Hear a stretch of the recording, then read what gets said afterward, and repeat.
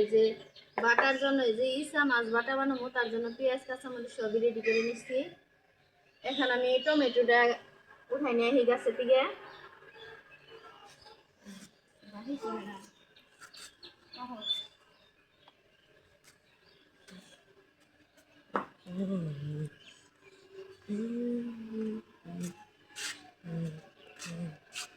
Tomato কটা উঠায়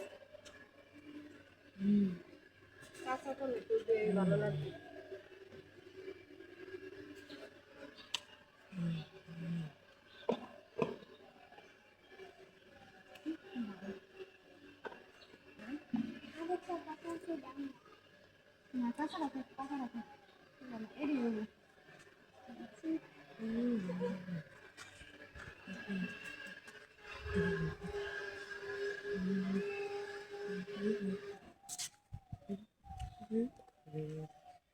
এখন আমি টমেটো আর আলুটা কাইটা নিব।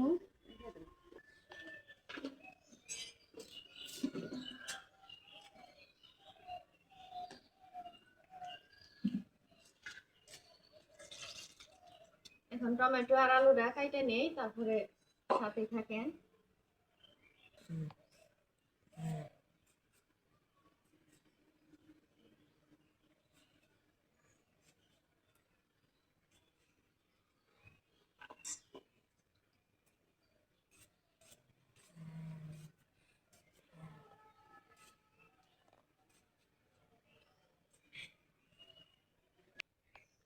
এই যে আলু টমেটোটা আমার কাটা হয়ে গেছে, এখন মাছটা আমি মাখিয়ে নিব। দেয়া দিলাম এই যে আলু আর টমেটো একসাথে মাখিয়ে দিব। এই যে কাঁচামরিচ আর এই যে পেঁয়াজ কেটে রাখছি দিয়ে দিব এই যে বাটার জন্য। দিয়ে দিলাম নুন,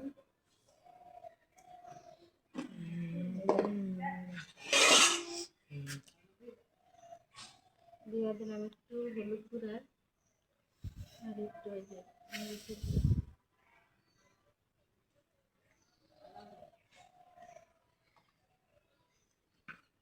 এখন তেলটা দিয়ে মাখাই নিয়ে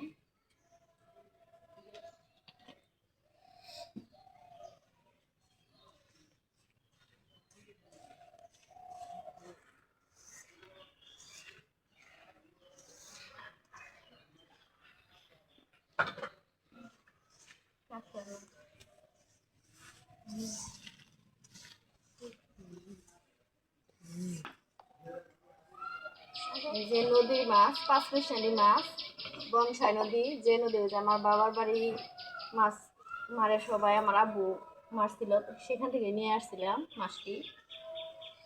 বংশাই নদীর মাছ, পাঁচমিশালি মাছ।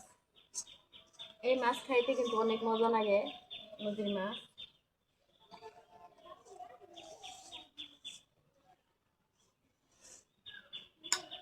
এখানে একটু ওই যে সিদ্ধ হওয়ার জন্য পানি দিয়ে দেবো।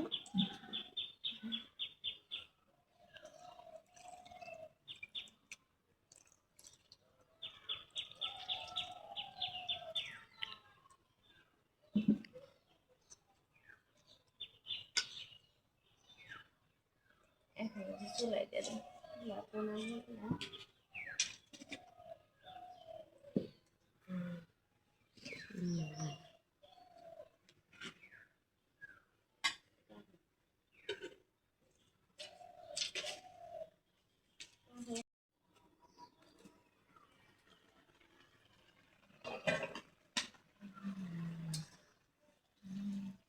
তরকারিটা হয়ে আসছে, আর একটু হইলে নামাই নেব। অনেক সুন্দর একটা কালার আসছে।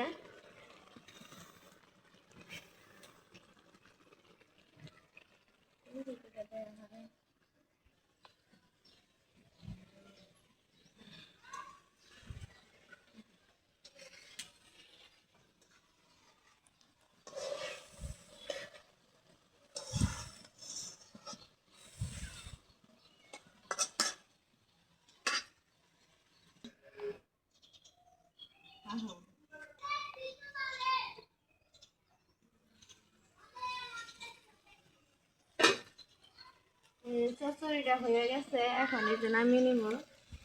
শুকাই গেছে গা।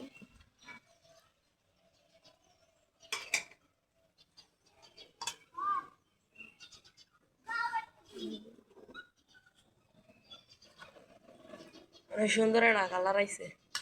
এখানে যে বাটিতে চাইলে নেই।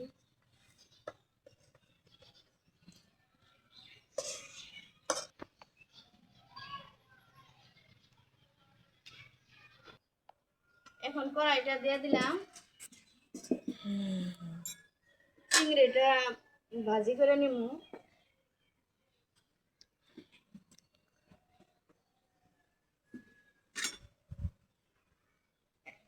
প্রথমে দিয়ে দিলাম এই যে কাঁচামরিচ আর এই যে রসুন।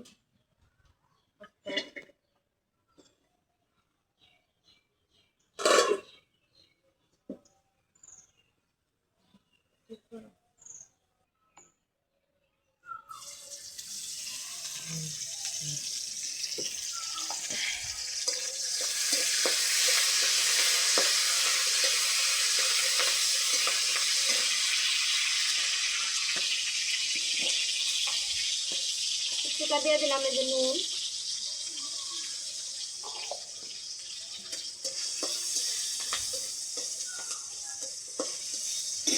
এখন দিয়ে দেবো এই যে ইসা মাছটা।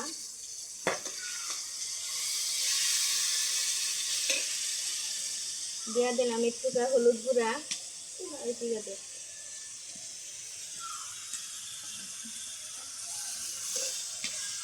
এখন সুন্দর করে মাছটা আমি ভাজি করে নিব।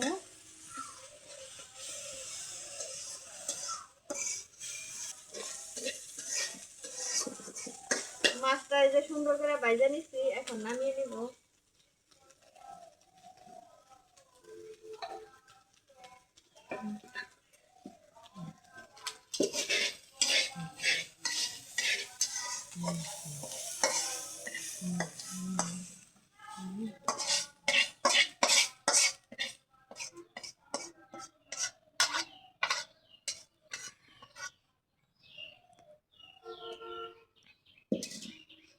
এই যে চিংড়ি মাছটা আমার ভাজি হয়ে গেছে, এখন বাইটা নিব।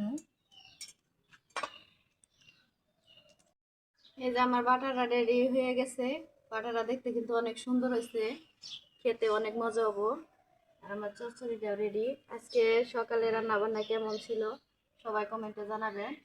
সবাই ভালো থাকবেন, ভালো লাগলে ভিডিওটি সাবস্ক্রাইব করে দেখা শেষ করবেন। আসসালামু আলাইকুম।